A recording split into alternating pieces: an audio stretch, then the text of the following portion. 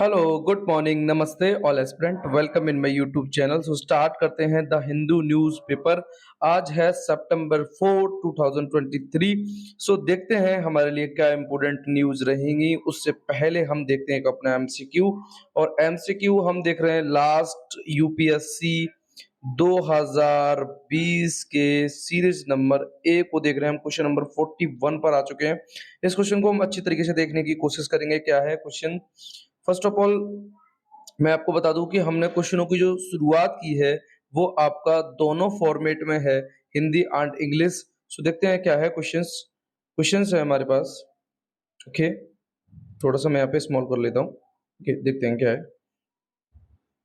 With reference to carbon nanotube, consider the following statement. They can be used as a carriers of the drugs and antigens in the human bodies, and they can be, second question है हमारे पास, second number है, they can be made into artificial bloods and capillary for an injured part of the human body. Yes, देखिए सब में can लगा हुआ है। आगे देखते हैं। थर्ड है हमारे पास, they can be used in biochemical sensor। Fourth है हमारे पास, carbon nanotube are biodegradable. Okay, so देखते हैं इसमें स्टेटमेंट दिए हैं 1 and 2 only, 2 and 3 and 4 only, 1 3 and 4 only. Next है हमारे पास 1 2 3 and 4 ओनली। उसके बाद हम थोड़ा सा हिंदी में भी देखने की कोशिश करते हैं। क्या है क्वेश्चन हमारे पास? क्वेश्चन है, देखिए यही है। कार्बन नैनो ट्यूब्स के बारे में है। इसको मानव शरीर में औषधियों और प्रतिजनों के वाहकों के रूप में प्रयुक्त किया जाता है। दूसरा है, इनको मानव शरीर के क्षतिग्रस्त भाग के लिए कृत्रिम रक्त कोशिकाओं के रूप में बनाया जा सकता है। उसके बाद है, जैव रासायनिक संवेदकों में उपयोग किया जा सकता है। उसके बाद है, कार्बन नैनो ट्यूब जैव निम्नीकरणीय होता है। अब देखिए यहाँ पे थोड़ा सा बताने की कोशिश करेंगे। ऑप्शन देख लेते हैं हम। क्या है हमारे पास? 1 2, केवल केवल 2 3 and 4, केवल 1 3 and 4 and 1 2 3 and 4। So here हम यहाँ देखने की कोशिश करेंगे कार्बन नैनो ट्यूब्स की। ये साइंस एंड टेक का है, और मोस्ट ऑफ एप्लीकेशन जिसकी जो होती है ना साइंस एंड टेक की, वो ज्यादातर हम उसको डेवलपमेंट, प्रिवेंट या इम्प्रूवमेंट करने के लिए यूज करते हैं। सो यहाँ पर हम देखने की कोशिश कर रहे हैं कि ऐसा कोई भी इसमें से हमारे पास एलिमिनेट नहीं हो रहा है ना? तो थोड़ा-सा हम कार्बन नैनो ट्यूब्स के बारे में लास्ट में देखेंगे कि कार्बन नैनो ट्यूब्स क्या होता है, क्या नहीं होता है, ठीक है? तो इस क्वेश्चंस को अगर आपको इसका आंसर पता है देन कमेंट बॉक्स में आप इसका आंसर करेंगे। बट मैं आपको थोड़ी-सी हिंट दे दे रहा हूँ। If you want to solve this questions then can science and tech में mostly this word is very useful। यहाँ पे कार्बन नैनो ट्यूब्स आर बायोडिग्रेडेबल्स। तो सीधी सी बात है, बायोडिग्रेडेबल तो होगा तभी तो वो अपने बॉडी में काम कर पाएगा। ओके, उसके बाद हम देखते हैं अपना पीसी बोले तो प्रीलिम्स करंट, जिसमें पीआईबी, द हिंदू और इंडियन एक्सप्रेस का कॉम्बिनेशन होता है। और इसकी मैं अगर बात करूं आपको तो देखिए, अगर आप द हिंदू पढ़ते हैं, ठीक है, ये तो आप का पीआईबी इंडियन एक्सप्रेस छूट जाता है, या फिर इंडियन एक्सप्रेस पढ़ लिया आपने तो पीआईबी या द हिंदू छूट गया। तो उसके रिगार्डिंग आपको क्या करना है, बस पीसी देखना है। पीसी में आपका ये कंप्लीट होता जाएगा। आपको जब लास्ट में आप पीटी 365 पढ़ेंगे तो कॉमनली आपके वो सॉल्व हो जाएगा। सो देखते हैं हमारे पास क्या है टॉपिक है हमारे पास। एक है स्पार्स प्लाज्मा ऑन मून, यानी स्पार्स प्लाज्मा जो है मून पर, उसको क्या कहते हैं? तो चंद्रयान जो प्रोब है जिसका नाम है रंपा लैंग, ठीक है, इसने क्या किया है, पेलोड्स फाइंड किया है स्पेयर्स प्लाज्मा कहाँ पर? मून पर। तो प्लाज्मा तो आपको पता ही है, ये मैटर की फोर्थ स्टेट होती है। और इसके बारे में थोड़ा सा और देखते हैं ये क्या करेगा भाई। ये असिस्ट करेगा मिटिगेटिंग द नॉइज, है ना, जो भी नॉइज है उसको मिटिगेट के लिए। उसके बाद जो लूनर प्लाज्मा है introduce into the ratio wave communication, ये वेव कम्युनिकेशन में भी कम वर्क करेगा। उसके बाद ये एनहांस करेगा डिजाइन किसकी? अपकमिंग और लूनर विजिटर, जो भी लूनर विजिटर आएंगे, ठीक है, उनकी डिजाइन को ये एनहांस करेगा। और ये प्लाज्मा की कौन सी स्टेज है? Fourth stage of the matters. उसके बाद हम देखते हैं क्या है हमारे पास, very important, autism spectrum disorder, यानी कि एएसडी। इट इज अ, ये है क्या? न्यूरोलॉजिकल एंड डेवलपमेंट डिसऑर्डर है। ये अफेक्ट करता है किस तरीके से पीपल इंटरेक्ट करेंगे विद अदर के साथ एंड कम्युनिकेट करेंगे, लर्न करेंगे एंड बिहेव करेंगे। मतलब किस तरीके से वो कम्युनिकेट करेंगे, यू कैन सेड बातचीत करेंगे एंड लर्न करेंगे, and you can see that किस तरीके से बिहेव करेंगे। It's a part of the autism spectrum disorder. अब देखिए, इसमें से अगर 100 में से एक चिल्ड्रन ऐसा होता है जो autism, you can say that उसका हम ऑटिज्म चेकआउट करते हैं। सो नेक्स्ट है हमारे पास स्टेम सेल क्या है, special human cell that are able to develop करती है into many different cells types such है, जैसे muscle cells, blood cells, bone cells, brain cells, है ना, इन सब में क्या है हमारी स्टेम सेल्स होती है। सो ऑटिज्म स्पेक्ट्रम डिसऑर्डर यही है कि किस तरीके से कम्युनिकेट करेंगे आप, किस तरीके से लर्न करेंगे, किस तरीके से बिहेव करेंगे, you can say that are childrens, है ना।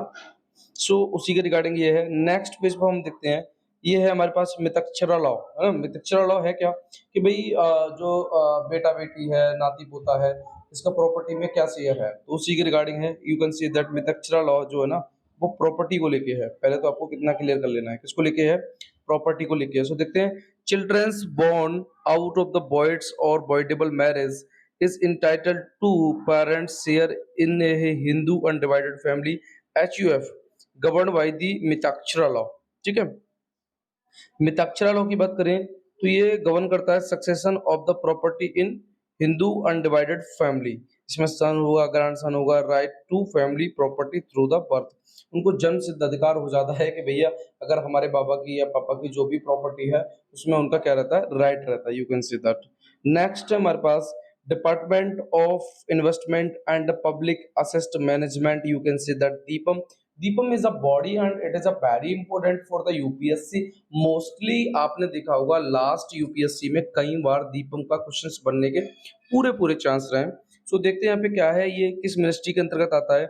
ये मिनिस्ट्री ऑफ फाइनेंस के अंतर्गत आता है। इसका ऑब्जेक्टिव क्या है, ये strategic disinvestment and privatisation, minority stake sales and capital restructuring. अच्छा, डिसइन्वेस्टमेंट की बात करें, डिसइन्वेस्टमेंट क्या होता है भाई, इसमें क्या होता है कि सेल्स और लिक्विडेशंस होता है बाय द गवर्नमेंट, जो अपनी एसेट्स को क्या करती है, सेल्स करती है या लिक्विडेशन कर देती है गवर्नमेंट। ठीक है, क्लियर कट है। तो यहाँ तक हमने अपना पीसी देख लिया कि किस तरीके के पीसी में क्या चीजें हमारे लिए इंपॉर्टेंट हैं या नहीं है। ठीक है, अब थोड़ा सा हम चलते हैं अपने द हिंदू न्यूज़पेपर पर और उनमें से हम निकालने की कोशिश करते हैं। फर्स्ट है हमारे पास fiscal imprudence policies populism affect the poors PMs. देखिए माननीय मोदी जी ये कहते हैं कि क्या होता है कि गवर्नमेंट जब आती है तो वो बहुत सी ऐसी अविवेक you can say that imprudence scheme policy लेके आती है, भाई हम ये करेंगे वो करेंगे, बट फाइनली क्या होता है, इससे पुअर बहुत ज्यादा अफेक्ट होता है। तो उसी के रिगार्डिंग है।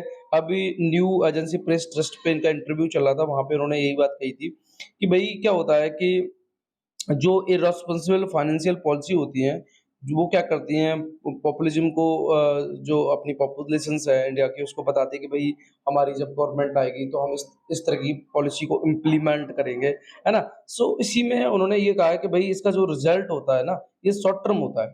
ठीक है, मतलब उन्होंने पॉलिसी के गीत तो बहुत पहले गाए। जैसे फॉर एग्जाम्पल मैं बता दूं आपको, देखिए कोई माइंड ना करे, शिक्षा मित्रों की अगर बात करें तो शिक्षा मित्रों का सीन क्या था। शिक्षा मित्रों का सीन ये था कि भाई उनके लिए गवर्नमेंट ने जब उनके टाइम पे गवर्नमेंट थी जिन्होंने उनको परमानेंट किया था, तो उनको परमानेंट तो कर दिया। ठीक है, मेरी बात को समझना, गवर्नमेंट ने उनको परमानेंट कर दिया। एक गवर्नमेंट आई, मान लीजिए यूपी गवर्नमेंट की बात कर रहा हूँ, तो यूपी गवर्नमेंट में जब एक गवर्नमेंट थी तो उसने परमानेंट का इनका अनाउंसमेंट कर दिया। अब ये परमानेंट हो गए, इनकी तनख्वाह जो है वो लगभग 45,000 कुछ हो गई। ठीक है, प्लस इनका मानदेय हो गया। उसके बाद क्या होता है कि जब नेक्स्ट गवर्नमेंट आती है तो उनको, अब हालांकि इनको लाइफ टाइम तक 45,000 मिलने चाहिए थे, बट ऐसा नहीं होता है। इनको लाइफ टाइम तक 45,000 ना मिलके क्या होता है, जब दूसरी गवर्नमेंट आ जाती है तो उनको उसी मानदेय पे रखती है जिस मानदेय पे उन्होंने स्टार्टिंग की थी। मतलब ये 45, इनकी स्टार्टिंग थी 10,000 रुपए से। हालांकि कुछ लोगों की 3 ईयर से भी स्टार्टिंग थी, है ना। तो 10,000, फिर ये 45,000 लौट के फिर इनको कितने मिलने लगे, 10,000। अब कॉमन सी बात है कि इसमें एक तो ह्यूमन बीइंग की डेथ हुई। भाई जिस व्यक्ति को आपने शुरू में 45,000 रुपए कुछ पेमेंट दिया, अब आप लौट के उसको 10,000 दे रहे हैं। अब बीच में क्या हुआ कि मान लीजिए उनकी शादी हो गई, बच्चे हो गए, है ना। तो अब ये उनके लिए एक बहुत ज्यादा बर्डन हो गया। और फिर गवर्नमेंट ने बोला कि भैया आप एक काम करिएगा, आपको टेट निकालना पड़ेगा या सुपर टेट निकालना पड़ेगा। टेट बोले तो टीचर एलिजिबिलिटी टेस्ट, आपको ये टेस्ट क्वालिफाइड करना पड़ेगा, है ना। और फिर उन्होंने एस टेट और लगा दिया। एस टेट बोले तो यानी कि सुपर टीचर एलिजिबिलिटी टेस्ट। अब इतना टेस्ट कोई बंदा जब 40 क्रैश क्रॉस कर चुका है तो किस तरीके से वो उसको you can say that clear कर पाएगा एग्जाम को। सो उसी के रिगार्डिंग ये है कि भाई एक गवर्नमेंट ने तो बोला कि भाई हम ऐसा करेंगे, नेक्स्ट ने आके क्या कर दिया, जहां से उन्होंने स्टार्टिंग की वहीं लाके उनको खड़ा कर दिया। तो ये पॉलिसियाँ क्या करती हैं, बहुत ज़्यादा अफ़ेक्ट करती हैं फाइनल में, जब you can say that next government आती है ना? तो उसी के रिगार्डिंग यही है कि जो फिस्कल इम्प्रूवमेंट्स इम्प्रूडेंट्स पॉलिसी जो होती हैं, वो एक्चुअली में पॉपुलिज़्म को बहुत ज़्यादा अफेक्ट करती है। तो उसी के रिगार्डिंग इन्होंने जब अपना न्यू एजेंसी प्रेस ट्रस्ट में जब अपना इंटरव्यू दिया, तो उसमें यही बताने की कोशिश की। ओके, सो नेक्स्ट देखते हैं क्या है हमारे पास articles and one two teachers. So first of all हम वन टू टीचर पढ़ने से पहले हम थोड़ा सा वन टू के बारे में पढ़ेंगे। ये है क्या, क्या चीज़ है, क्या नहीं है, तो देखने की कोशिश करते हैं हम। व्हाट इज वन टू, चलिए देखते हैं यहाँ पे। सो हमारे पास है Ubuntu is a popular open source Linux distributions। इसको किस नाम से और जाना जाता है? Is of us use sorry is of use and community driven development। कुछ इसके की पॉइंट्स हैं, उनको देखने की कोशिश करेंगे। जैसे फिलॉसफी की बात करें, ये जो उबंटू है ये कहाँ से आया है? अफ्रीका से आया है। इस वर्ड का मतलब है ह्यूमनिटी टूवर्ड्स द अदर, यानी कि इंसानियत दिखाओ भैया दूसरे के लिए। ये जो रिफ्लेक्ट करता है the project commitment to the principle of the free open source software and community collaborations. थोड़ा सा समझते रहेंगे हम। उबंटू सबसे पहले आपको ये समझना है, ये वर्ड कहाँ का है? ये अफ्रीकन वर्ड से। क्लियर कट है यहाँ तक? उसके बाद देखते हैं यूजर फ्रेंडली। उबंटू का एम ये है कि भाई जो भी प्रोवाइड कराना है वो यूजर को फ्रेंडली कराना है एंड एक्सेसिबल होना चाहिए।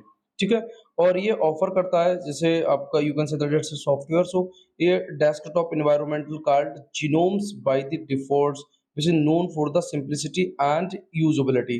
उसके बाद हम देखते हैं इसके वेरिएंट की बात करें। There are several official flavour of Ubuntu. इसके कुछ you can say that variant हैं, जैसे you can say that Kubuntu KDE, फिर उसके बाद है जुबंटू। ठीक है, उसके बाद है लुबंटू। ये इस तरीके का आप याद रखेंगे, Kubuntu, Xubuntu, Lubuntu. And user can choose one that suit their preference. और यूजर उनके you can say that preference के अकॉर्डिंग उनको चूज कर सकता है। उसके बाद है फिर हमारे पास LTS रिलीज। तो उबंटू फॉलो और regular release cycles with a long terms support. ठीक है, long term support and release every 2 years। तो लॉन्ग टर्म सपोर्ट्स की बात करें तो are supported for the 5 year। ये 5 साल के लिए सपोर्टेड होता है।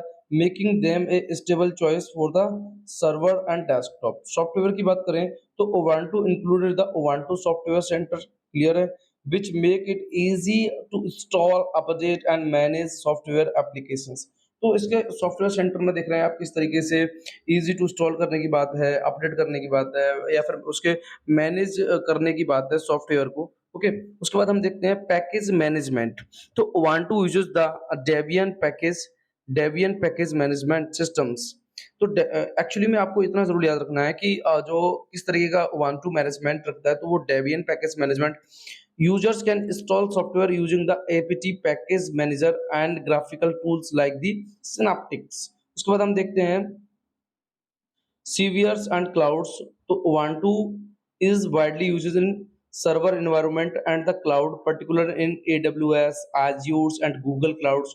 Ubuntu servers is optimized for these uses cases। Okay, उसके बाद कम्युनिटी है कुछ इसकी। तो कम्युनिटी देख रहे हैं आप। Ubuntu has a large and active community of users and developers। So अब हमें देखना क्या है, अब तक हम समझ गए कि it's a type A of software जो इको फ्रेंडली है, एंड ये बताने की कोशिश करता है कि भाई किस तरीके से हमें वर्किंग करना है। तो देखते हैं क्या है। देखिए, यहाँ पे थोड़ा सा मैं आपको समझाने की कोशिश करूंगा। जो वन टू एंथ्रोपोलॉजिस्ट ने क्या किया कि भाई स्टडी किया इसको, इसके कस्टम और ट्रेडिशन को। अब ये तो हमें पता ही है कि अफ्रीकन पार्ट्स है। ठीक है, to engage the childrens there in a games, यानी कि उन्होंने स्टडी किया कि किस तरीके से जो ट्राइबल्स होते हैं अफ्रीकन के, अगर वो कोई भी गेम खेलते हैं तो किस तरीके से साथ साथ होके गेम खेलते हैं, है ना। और उन्होंने क्या किया कि भाई एक कैंडी को you can say that basket में रख दिया। ठीक है, और ही placed candy in a basket by a tree. तो उन्होंने क्या किया, एक पेड़ के धुरो कैसे भी कह सकते हैं आप, कि उन्होंने कैंडी को रखा। उसके बाद बोला कि भाई ठीक है, अब क्या करना है कुछ। ये मैं आपको बता रहा हूँ, जो ट्राइबल हैं अफ्रीकन, ठीक है, तो उनके जो चिल्ड्रंस हैं उन पे एक एक्सपेरिमेंट किया गया बाय द एंथ्रोपोलॉजिस्ट के द्वारा। तो उन्होंने क्या किया कि कैंडी को बास्केट में रख दिया और बोला कि भाई जो पहले दौड़ेगा और इस कैंडी तक पहुंच जाएगा। और उसमें और भी कैंडी थी, मान लीजिए कैंडी ये है, इसमें और भी कैंडी है। है ना? तो 1 टू एजुकेशन कल टीचर डे है ना, तो इसलिए ये आपके लिए बहुत ही अच्छी बात है कि किस तरीके से आपको टीचिंग करनी है, जो भी टीचर है। तो क्या हुआ कि एक कैंडी रख दी, जो इस कैंडी तक पहुँच जाएगा, तो जितनी भी कैंडी होंगी वो सारी उसी की हो जाएँगी। इतना आपको समझ लेना है, ठीक है? अब क्या होता है, भई उनमें से एक बच्चा गया, वो जीत गया, उसकी सारी कैंडी हो गई। बट 1-2 में क्या होता है, 1-2 की बात करूँ तो वहाँ ऐसा नहीं होता है। वो लोग क्या करते हैं, जैसे एक चिल्ड्रंस ये है, इसने इसका हाथ पकड़ा, इसने इसका हाथ पकड़ा, इसने इसका हाथ पकड़ा, ओके? अब ये एक साथ रन करने लगे, ठीक है? और ये आपकी कैंडी है। तो वो सारे एक साथ पहुँचे, तो ये कैंडी जितनी भी थी, मान लीजिए 20 कैंडियाँ थी, तो ये सबको मिल गई। 10 बच्चे थे तो 2-2 सबको मिल गई, 2 इसको मिल गई, 2 उसको मिल गई, 2 उसको मिल गई। तो आप समझ रहे हैं ना, किस तरीके से मतलब क्या होता है कि हमारे यहाँ क्या होता, अगर नॉन ट्राइबल पीपल्स की बात कर दी जाए और उनको अगर कॉम्पिटिशन की बात कर दी जाए, तो वो क्या करते हैं कि भई नॉन ट्राइबल की मैं बात कर रहा हूँ, अपने अभी फॉर एग्ज़ाम्पल मान लीजिए जैसे आप किसी भी स्टेट्स या डिस्ट्रिक्ट में रहते हैं और उनसे बोल दिया जाए भई ये कैंडी है, इसमें बहुत सारी कैंडी हैं, ठीक है? ये बहुत सारी कैंडी हैं, जो जीतेगा, इनमें से जो जीत जाएगा, ठीक है?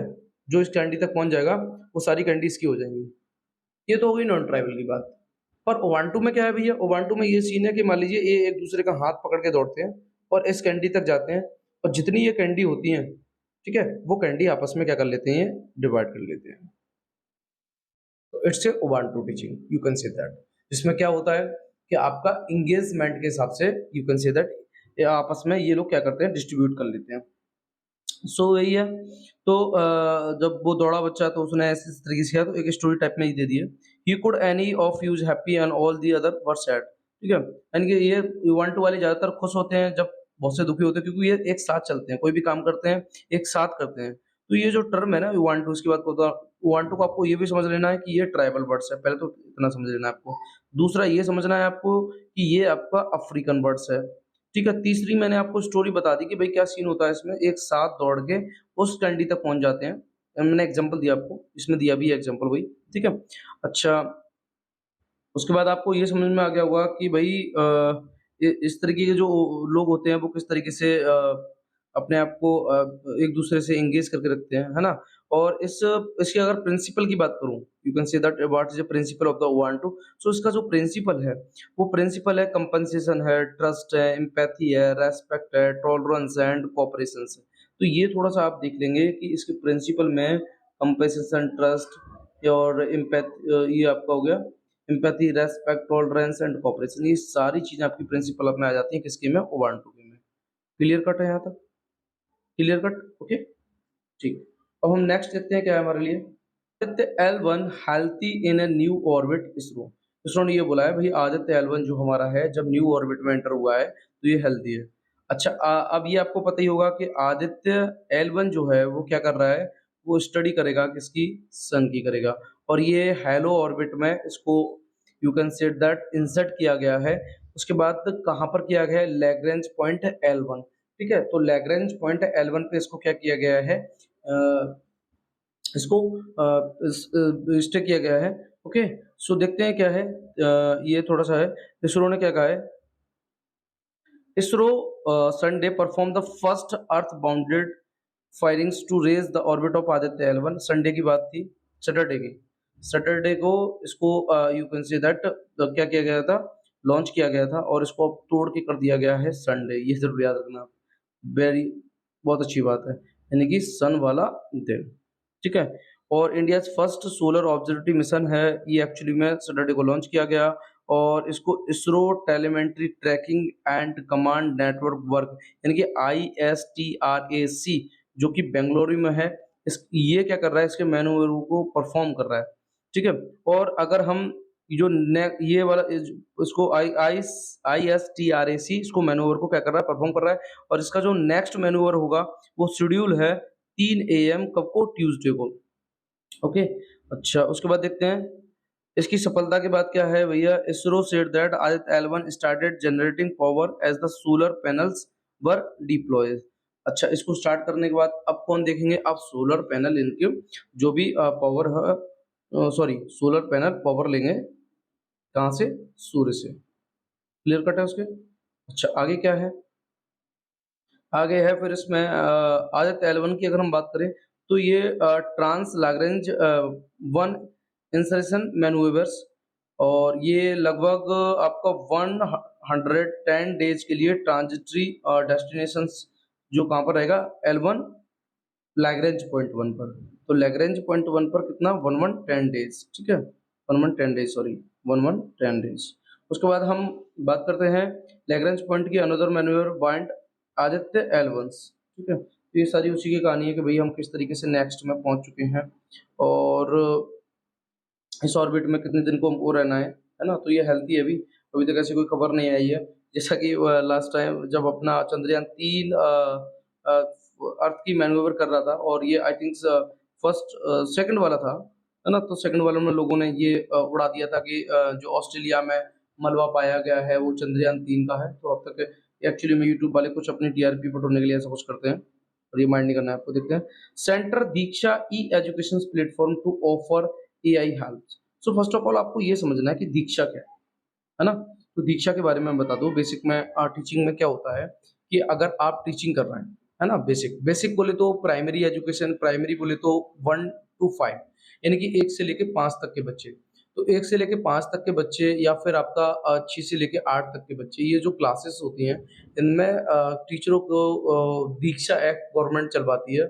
और उस ऐप में क्या होता है कि उस ऐप में जो भी करिकुलम होता है, you can say that, and then जो उनका हिंदी का कोई भी चैप्टर है ना, तो उनको रीड कराया जाता है एंड उसका फीडबैक लिया जाता है through the Diksha app. So Diksha app में आप देख रहे हैं किस तरीके से हम, पहले तो आपको इतना ही समझ लेना है कि ये जो दीक्षा ऐप है ना, ये बेसिक में काम आता है, ठीक है। और किसका है, ये एजुकेशन से रिलेटेड है। एक पॉइंट तो आपका ये क्लियर हो गया। दूसरा आपको इसमें ये समझना है कि आपकी जो क्लास 1 to 5 है या 6 to 8 है, इन दोनों क्लासों में ये वर्किंग में होता है। उसके बाद इसमें क्या होता है कि जो पाठ्यक्रम होता है ना, तो जो पाठ्यक्रम होता है वो उसमें फीड होता है बच्चों को। अगर एनालिसिस करना है बच्चों का कि ये बच्चा कितना होशियार है कितना नहीं है, तो सारी हमें जानकारी मिल जाती है इस ऐप के थ्रू। तो इस ऐप में हम देखेंगे क्या है भैया, थोड़ा सा देखते हैं। देखिए, Diksha e platform refer to a digital education, अभी मैंने आपको बताया, platform launched by the Indian government. ये जो प्लेटफॉर्म है इसका एम क्या है, प्रोवाइडेड करना, किसको एक्सेस होना चाहिए, किसका, wide range of digital learning resource for the teachers, ठीक है, एंड स्टूडेंट्स एंड पेरेंट्स, इसमें तीनों इंक्लूड होते हैं। तो आपके लिए एक क्वेश्चन पुटअप हो जाएगा कि जो दीक्षा ऐप है उसमें जो डिजिटल लर्निंग रिसोर्स है वो किसके लिए एक्सेसिबल है, for the teacher, students and parents. And उसमें दे दिया आपको, उसमें option first second third and they दिया नॉन। सो आपको ये याद रखना है कि टीचर भी होगा इसमें, स्टूडेंट्स भी होगा एंड पेरेंट्स भी होगा। क्लियर कट है।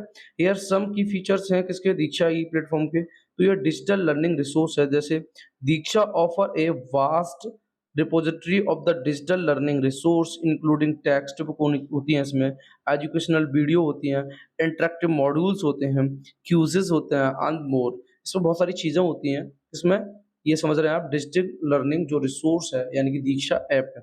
उसके बाद बात करते हैं हम, ये जो रिसोर्स हैं cover a variety of subject grade levels making it A valuable tool for the both teacher and students, ठीक है। और उसके कस्टमाइजेशन लर्निंग की बात करें तो teacher can use Diksha to create customised lessons plan, ठीक है। इसमें देखिए टीचर क्या कर सकता है, कुछ अपने लेसन प्लान भी बना सकता है कि मुझे मुझे क्या पढ़ाना है क्लास में, देख रहे हैं आप। तो इस टाइप के ऐप भी चल रहे हैं। अगर मान लीजिए आप टीचर हैं और आपको नहीं पता कि क्या पढ़ाना है, सिलेबस है ना, तो ये ऐप आपको कस्टमाइज करके देगा कि भाई आपको ये पढ़ाना है, and assignment based on the available content. This allow for the personal learning experience tailors in the need for the individual students. Teacher training की बात करें तो दीक्षा प्रोवाइड करता है रिसोर्स एंड ट्रेनिंग मटेरियल भी देगा किसको, टीचर को, जो इनहांस कर सके अपनी पीडियोलॉजिकल स्किल्स को। ये ऑफर करता है प्रोफेशनल डेवलपमेंट कोर्स को and guideline to help educator improve their teaching methods. और इससे अपना टीचिंग मेथड भी आप इम्प्रूव कर सकते हैं फ्रॉम दी दीक्षा। अब इसमें एक चीज और ऐड होने जा रही है जिसका नाम है artificial intelligence. Okay, teacher training की बात करें तो Diksha provided resource and training material for the teacher enhance. Okay, ये हमने देख लिया। नेक्स्ट हमारे पास मल्टीपल सपोर्ट्स। ये जो प्लेटफॉर्म है सपोर्ट करता है मल्टीपल लैंग्वेज है, ये नहीं है कि सिंगल लैंग्वेज में काम करता है, मल्टीपल लैंग्वेज में काम करता है, making it accessible to a diverse population across India. उसके बाद हम आ जाते हैं एक्सेसिबल एनी टाइम्स, ये कहीं से भी आप इसको एक्सेसिबल कर सकते हैं, एनीवेयर कर सकते हैं। ठीक है। Diksha is accessible by a web browser के थ्रू कर सकते हैं, मोबाइल ऐप के थ्रू कर सकते हैं, making it convenient for the user to access educational content from anywhere with intense connection. Okay. उसके बाद हम बात करते हैं गवर्नमेंट इनिशिएटिव की। Diksha is a part of India government's effort to promote digital learning and improve the quality of the education in the country. तो government की ये इनिशिएटिव है, गवर्नमेंट चाहती है कि भाई क्या हो कि दीक्षा के थ्रू लोग जो भी टीचर है ना, और मान लीजिए उनको अपने लेसन प्लान के बारे में भी देखना है, अपनी टीचर ट्रेनिंग स्किल्स को भी डेवलप करना है, इनहांस करना है अपनी नॉलेज को, देन गो थ्रू है ना दीक्षा। उसके बाद ठीक है, तो यहाँ तक अपना आपको समझ में आ गया होगा किस तरीके से हमने दीक्षा के बारे में देख लिया। अब देखते हैं हम थोड़ा सा इस आर्टिकल्स में भी यही बात करने की कोशिश की है कि जैसे आंध्र प्रदेश की अगर बात करें तो आंध्र प्रदेश ने साइन किया है कॉन्ट्रैक्ट पे 3 प्राइवेटली उसने ओन किए हैं, एडुटेक हैं जो कंपनियां हैं, जैसे रिलायंस जियो प्लेटफॉर्म, ये भी एडुटेक देख रहा है अभी, है ना, यानी कि एजुकेशन टेक्नोलॉजी वाली लाइन इस टाइप। और ठीक है, उसके बाद है कैनवे G9 है और माइंड स्पार्क है। ठीक है, तो for the training teachers to use IT application in the classroom provided analytic for the remedial learning and help the students improve their conceptual understanding. तो देखिए आंध्र प्रदेश एक्चुअली में इसने भी साइन कर दिया है कि भाई 3 एक्चुअली में प्राइवेटली ओन कंपनियां वहाँ पे काम कर रही हैं, एक तो रिलायंस की है, एक कैनवे की है और एक माइंड स्पार्क है। ये टीचरों को ट्रेनिंग देती है, ठीक है, और उनको IT एप्लीकेशन के बारे में बताने की कोशिश करती है उनके क्लासरूम में जो भी वो कंटेंट पढ़ा रहे हैं, ठीक है, और प्रोवाइड करती है एनालिटिकल और रिमेडियल लर्निंग जो भी है एंड हेल्प करती है स्टूडेंट्स को। इसी तरीके से हम देखते हैं और भी स्टेट्स हैं, जैसे हम देखते हैं आपका असम है। असम में भी देख रहे हैं आप, इसने लगभग 200 स्कूलों में क्लास 6 से लेके 10 तक यानी कि 6 टू 10 यहाँ भी वर्किंग में है ये असम में, है ना। उसके बाद एंड ये आपको 10 डिवाइस हर स्कूल में 10 डिवाइस प्रोवाइड कराए जाएँगे। और उसके बाद इसमें वही कहानी रहेगी जो हमको पता है कि भई, और जो भी यहाँ पे कौन देख रहा है, जियो देख रहा है। तो इसमें यही कहानी रहती है कि भई किस तरीके से एनहांस की जाए नॉलेज को, है ना, डेवलप किया जाए अपने स्किल्स को। ये सारी पॉइंट्स रहते हैं for the teacher and students and included of the parents. इसी तरीके से हरियाणा की बात करें तो हरियाणा में भी यही सीन है ना। अच्छा, अब हम थोड़ा सा देख लेते हैं, हमें ये तो समझ में आ गया होगा दीक्षा है क्या।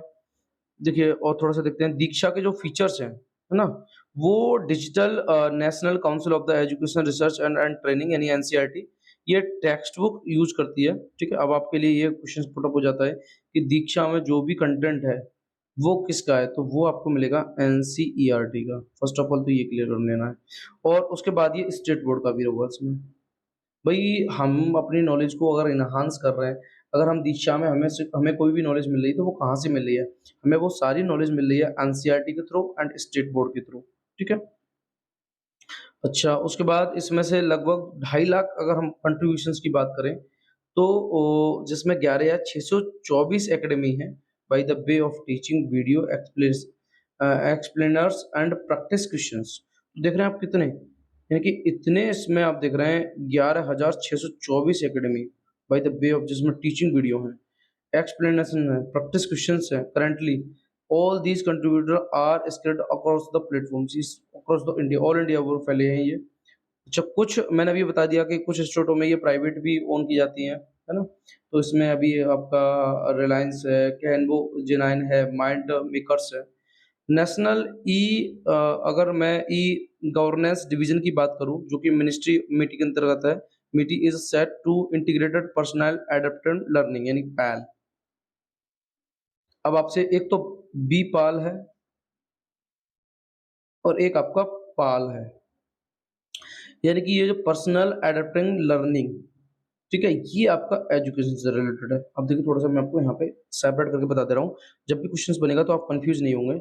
एक तो है आपके पास बी पाल और एक आपके पास है ओनली पाल। ये जो होगा वो होगा आपका टीबी, बी पहले दिख रहा है तो ये ट्यूबरकुलोसिस से होगा, और ये आपका होगा एजुकेशन से। इतना आपको क्लियर कर लेना है।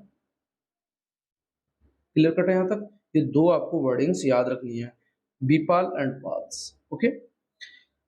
अच्छा, तो यहाँ तक क्लियर हो गया आपका क्या था इसमें, कि भाई किस तरीके से जो सेंटर है वो Diksha e platform to offer the AI helps.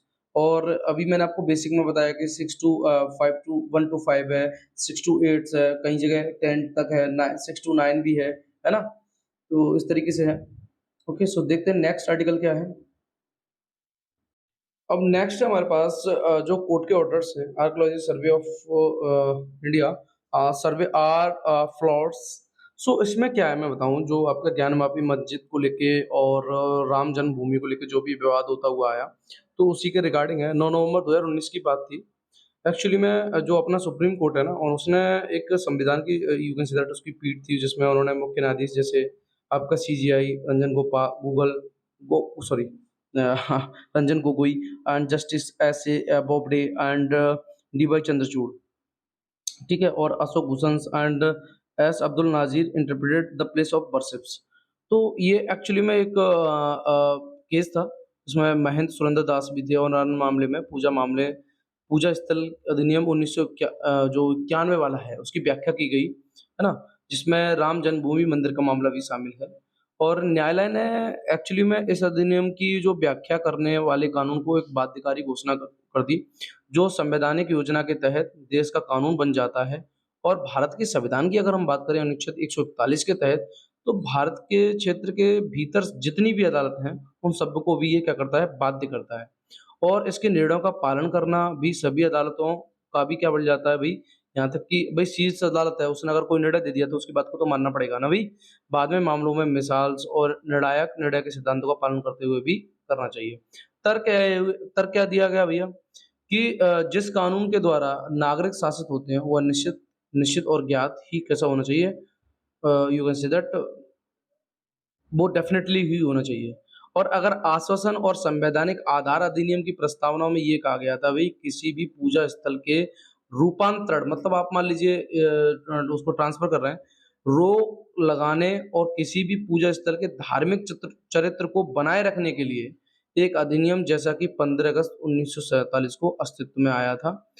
और उससे जुड़े या उसके आनुषंगिक मामलों की बात करें, तो राम जन्मभूमि मंदिर मामले में सामूहिक रूप से निर्णय लिखने वाले 5 न्यायाधीश ने इस अधिनियम को इस प्रकार परिभाषित किया कि यह कानून 2 उद्देश्यों को पूरा करने के लिए लागू किया गया। पहला क्या है भैया? पहला यह है कि किसी भी पूजा स्थल के रूपांतरण पर रोक लगाता है। ऐसा करने में कानून की बात करता है, भई ठीक है, अगर आप ऐसा करते हैं तो कानून इसमें इंटरवेन करेगा। और भविष्य में अनिवार्य करता है कि सार्वजनिक पूजा स्थल के चरित्र में बदलाव नहीं किया जाएगा। मतलब पर्टिकुलर जहाँ पे लोग पहले से पूजा कर रहे थे, उसमें चेंजेज़ नहीं होगा बाय द 15 अगस्त 1947 रूल्स। अच्छा, आगे क्या है? और दूसरा कानून ये कहता है भई, जो भी पूजा स्थल है, वो धार्मिक चरित्र को बनाए रखने के लिए एक सकारात्मक दायित्व लागू करना चाहता है, क्योंकि 15 अगस्त 1947 को अस्तित्व में था, जब भारत ने औपनिवेशिक से आज़ादी हासिल की थी। You can say that we are free from the colonial rules. अच्छा, उसके बाद इसने नियम भी किया कि पूजा स्थल में जैसे मंदिर है, मस्जिद भी, अब ये नहीं पर्टिकुलर ये टेम्पल के लिए, ये सभी के लिए था आपका। जैसे मंदिर है, मस्जिद है, गुरुद्वारा है, चर्च है या मठ है, या फिर आप कह सकते हैं किसी भी धार्मिक संप्रदाय या उसके किसी भी वर्ग का सार्वजनिक धार्मिक पूजा या कोई भी स्थान है, चाहे वह किसी भी नाम से जाना क्यों ना जाता हो, है ना? वो भी इसमें शामिल है।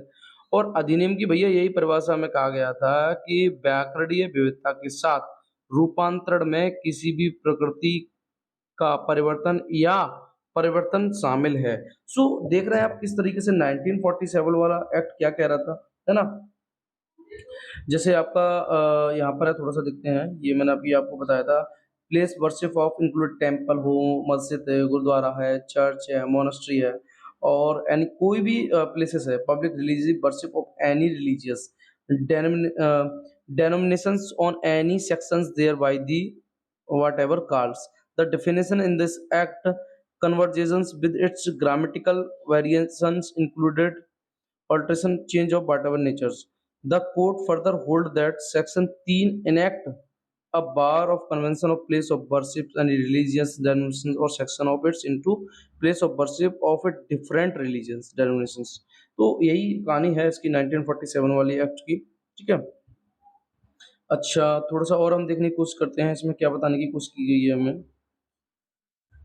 देखिए, सबसे दिलचस्प बात तो ये है कि भई न्यायाधीशों ने भी सहानुभूति जो जताई थी वो डीवाई के फैसले को अस्वीकार करके जताई और इलाहाबाद उच्च न्यायालय के शर्मा के खिलाफ अपील कर सुनवाई कर रहे थे, जिसमें न्यायाधीश ने कहा था कि पूजा स्थल जो कि 1991 वाला है, उन मामलों पर रोक नहीं लगाता, जहाँ अधिनियम आने से पहले अवधि की घोषणा की माँग की जाती है। मतलब फॉर एग्ज़ाम्पल मान लीजिए कि अधिनियम में भी आया है, उससे पहले वहाँ पूजा हो रही थी, उसको वो क्यों रोकेगा? चलती रहेगी वो, ठीक है? न्यायाधीशों ने ये भी माना है कि भई हम धारा 4(2) की बात करें तो ये एक्चुअली में सीधे तौर पर विपरीत होती है और चारा जो और आपकी उसके बाद जो 4 धारा है 4(2) ये विशेष रूप से विचार करती है कि सभी मुकदमे जितने भी होंगे, अपील होगी या कानूनी कार्रवाई होगी, वो मौजूदा पूजा स्थल अधिनियम के प्रारंभ होने के दिन, पूजा स्थल के धार्मिक स्वरूप में परिवर्तन के संबंध में 15 अगस्त 1947 को किसी भी अदालत, न्यायाधिकरण या प्राधिकरण के समक्ष लंबित मामले में समाप्त हो जाएँगे और कोई भी मुकदमा, अपील या कार्रवाई नहीं होगी। ठीक है? तो इसी के रिगार्डिंग ये है, थोड़ा-सा पूजा स्थल को लेके है, कंट्रोवर्शियल टॉपिक है ये काफ़ी। थोड़ा-सा टाइम मिले तो आप भी एक बार रीड कर लेंगे। मैंने आपको इसका ओवरव्यू दे दिया है, ओके? सो आज हम अपने सेशन को यहीं रोकते हैं, जो भी इम्पोर्टेंट था वो हमने कंप्लीट कर लिया है और उसके बाद इसमें मैं बता दूँ आपको क्या करना है, आपको पीछे ज़रूर देख लेना है ना? प्रीलिम्स करंट अपना, it's very important for us. उसके बाद देख लेते हैं एक और टॉपिक और कोई हो अपने लिए। ये तो वही केस है जो हम देखते आ रहे थे, है ना? शाहबाद डेयरी केसेस जिसमें वो एक ये क्या नाम है इसका लड़के का, उसने उस लड़की को मार दिया था, है ना? Sahil I thinks. So it's not important for us. थोड़ा-सा एक आर्टिकल्स और देखते हैं, उसके बाद हम इसको फिनिश करते हैं। मेज़रिंग हंगर अक्रॉस स्टेट्स, यानी किस तरीके से आप हंगर स्टेट को मेज़र कर रहे हैं, उसी के रिगार्डिंग ऐसे है। अच्छा थोड़ा-सा हम देखें, देखिए अभी ग्लोबल हंगर इंडेक्स की बात करें जो 2022 में, इसमें अगर हम बात करें तो इंडिया की जो रैंक थी वो 107 थी और लगभग 121 कंट्रियों में और जिसमें नाइजीरिया 103 पर था और पाकिस्तान 99 पे था। और ग्लोबल हंगर इंडेक्स की बात करूँ तो आपने देखा होगा अभी लगभग 14 दशमलव कुछ मिलियंस लोग जो हैं वो आपके पॉवर्टी लाइन से बाहर आए। रीज़न क्या है? पहले घर में फ़ोन नहीं था, है ना? आप देख रहे थे फ़ोन नहीं था, आज फ़ोन है, 2-2 फ़ोन है, 3-3 फ़ोन है, तो देख रहे हैं हमारी इकोनॉमी तो ग्रोथ कर रही है, तो दिख ही रहा है हमें, ठीक है? और state food security and nutrition क्या कहती है, इसकी वर्ल्ड रिपोर्ट जो 2022 में आई, ये कहता है कि लगभग 224.3 मिलियंस जो हैं, वो आपके पीपल किसमें आते हैं? अंडर नरिश्ड पीपल्स हैं, है ना? Disparity are evident among the states. ये state food and security nutrition in the world's report जो 2022 की, इसका डेटा ये है कि 224.3 मिलियन जो हैं, वो अंडर नरिशमेंट पीपल्स हैं, ठीक है? उसके बाद थोड़ा-सा और देखते हैं स्टेट हंगर इंडेक्स के बारे में, कि ये क्या कहती है, ग्लोबल हंगर इंडेक्स है, ये 4 इंडिकेटर होते हैं, ये तो आपको ख़ैर पता ही होना चाहिए कि कौन-कौन से 4 इंडिकेटर हैं जिसके, जैसे स्टंट आपका अंडर नरिशमेंट्स है, ठीक है? उसके बाद है आपका स्टंटिंग है, वास्टिंग्स है and mortality among the childrens below the age of 5 under 5 mortality rates, ठीक है? तो ये आपको इसके कुछ ग्लोबल हंगर इंडेक्स के बारे में आपको थोड़ा-सा देख लेना है, इसके कौन-कौन से यू कैन से दैट जो आपके डोमेन होते हैं, वो देख लेना है। ठीक है, उसके बाद देखते हैं और थोड़ा-सा पॉवर्टी लाइन से ऊपर उठने के कई, अभी हम थोड़ा-सा बिलो भी इसलिए रहे, रीज़न भी यही था कि कोविड-19 की वजह से, है ना? जो वर्क चल रहा था वो उतने हाई स्पीड से नहीं चल पाया और ज़्यादातर काम डिजिटल चल पाया। यू कैन से दैट, ये कह सकते हैं कि जिसको डिजिटल थोड़ा-सा आता था उसको बेटर रहा काफ़ी। और बिहार, झारखंड और छत्तीसगढ़ की बात करें तो जो इंडेक्स आया था उसमें उसकी जो रैंक थी लगभग 35, उसने सॉरी स्कोर 35 का किया था और ये आपकी अलार्म कैटेगरी में आता है ना? और गुजरात, उत्तर प्रदेश, असम, उड़ीसा और मध्य प्रदेश की बात करें, त्रिपुरा, महाराष्ट्र एंड वेस्ट बंगाल, जिनके स्कोर जो थे वो एवरेज 29 से ऊपर थे और ये performance of these states resemble that African Nations such as, अपनी कुछ तुलना भी करी गई है अदर कंट्रियों से, जैसे हैती है, नाइजीर है, लीब्रिया है, सेरेन लियोन है ना? उसके बाद हम ऑन द अदर हैंड की बात करें तो चंडीगढ़ ने 12 का स्कोर किया, सिक्किम और पुदुचेरी एंड केरला ने 16 का स्कोर किया, 16 से नीचे भी रहे। ये एक डेटा दिया गया है, it's not important for us. So इसमें हमें थोड़ा-सा ग्लोबल हंटर इंडेक्स देख लेना है, ओके? अच्छा, उसके बाद हम बात करते हैं,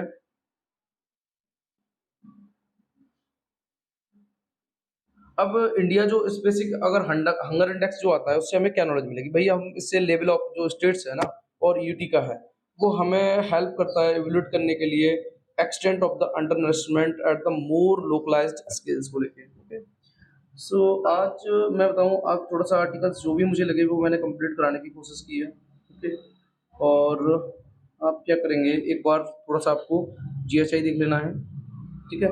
मल्टी पावर इंडेक्स देख लेना है, ओके?